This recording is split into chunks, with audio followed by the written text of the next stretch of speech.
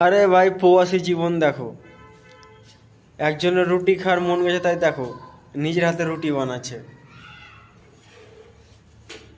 এত কষ্ট করে রুটি বানাচ্ছে, রাত জেগে, রাত কটা বাজে? 9:30।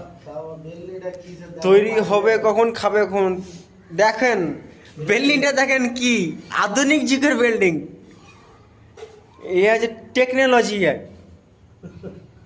পাইপের, ইলেকট্রিক পাইপের বিল্ডিং। আর রুটি রুটি সেকছে কে? দেখো দেখো।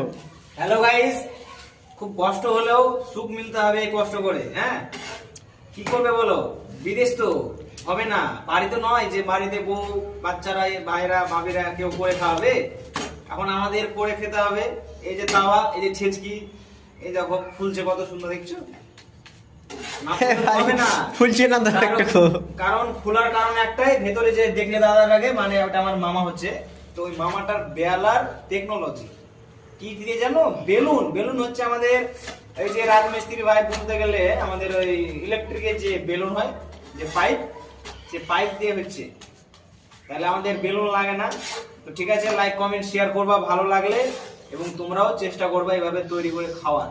কোনো আশা করবে না কারো। সাবস্ক্রাইব অবশ্যই করবে, ভুলে যেও না। রুটি দেখি কিন্তু আবার ফেটকে যেও না, ঠিক আছে?